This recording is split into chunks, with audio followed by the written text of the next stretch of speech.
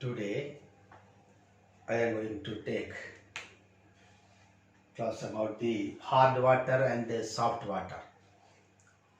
You know, some people when go out of Kerala and when they stay in the lodges, after taking bath with the soap, they feel that their bodies want to be sticky. This is because of the water used by them is hard water. So you have to study what is a hard water and what is soft water and what are the reason for it and how can you remove this hardness of water. So soft water and hard water. Soft water is a water that produce a ready and permanent lather with soap solution. When you apply soap, the soft water produce ready and permanent lather. Enough lather will be produced when you apply soap, that is soft water. But hard water, that's a water which does not produce ready and permanent lather with soap solution. When you apply soap, that will not produce lather, so there is a wastage of soap. And if you take bath using this hard water, your body becomes sticky because of the formation of insoluble calcium salts. So next we have to study what are the different types of hardness. Hardness are of two types. One is temporary hardness and two permanent hardness.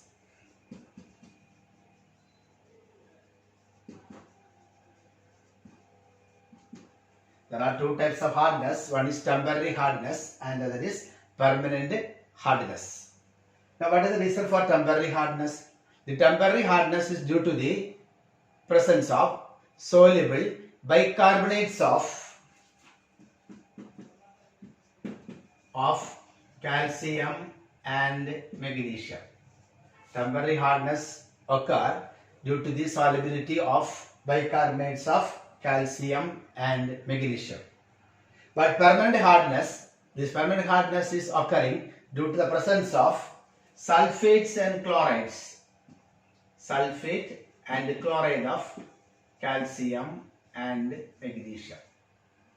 So hardness are of two types, temporary hardness and permanent hardness. Temporary hardness is due to the solubility of bicarbonates of calcium and magnesium. Permanent hardness is due to the solubility of sulfates and chlorides of calcium and magnesium. Next method of removal of temporary hardness.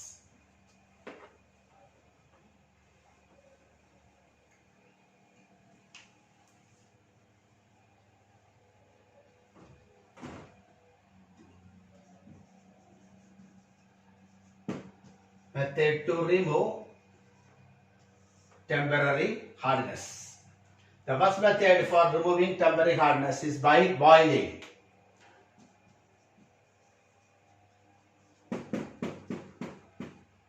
On boiling, the soluble bicarbonates will be converted into corresponding carbonates. So that is, bicarbonates are soluble while carbonate is insoluble. So that temporary hardness is removed by boiling. Example, calcium bicarbonate on boiling gives calcium carbonate, carbon dioxide and water. So this is insoluble, this is soluble. So soluble bicarbonates will be converted into insoluble calcium carbonate by boiling. That's the first method.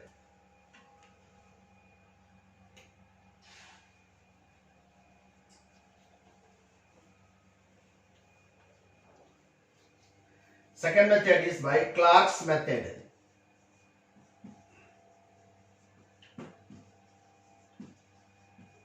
In Clark's method, we are adding calculated amount of lime. Lime is calcium hydroxide. When you add calculated amount of lime, the soluble bicarbonates will be converted into insoluble carbonate. Calcium bicarbonate that react with the calcium hydroxide, lime to form insoluble calcium carbonate and water. So this is insoluble, bicarbonate is soluble. This is soluble. Soluble bicarbonates can be converted to insoluble calcium carbonate by adding lime calcium hydroxide. So these are two methods for removing temporary hardness. One by boiling. You know, this water is used for boilers. In industries, boilers are used to produce steam. So if you use hard water there, when water on boiling, they will be converted into calcium carbonate, and these carbonates will prevent or block the boiler tubes, and this will cause boiler explosion. So the water used in boiler should be tested for hardness, and no hard water should not be used in boiler.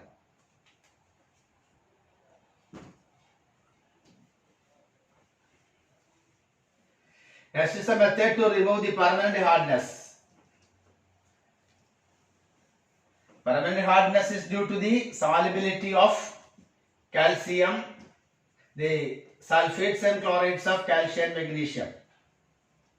Method to remove permanent hardness.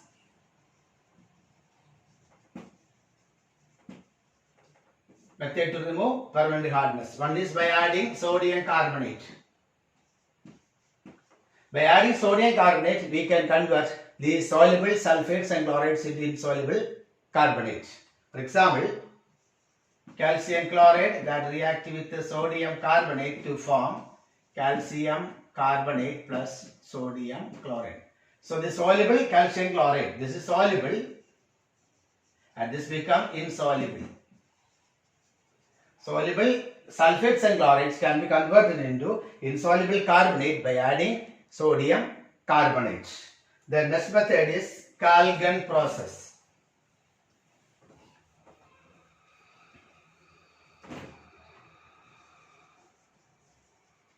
Kalgan process, sodium hexametaphosphate.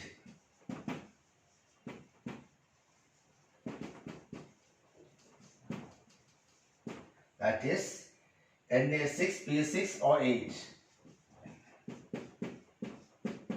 This is Kalgan.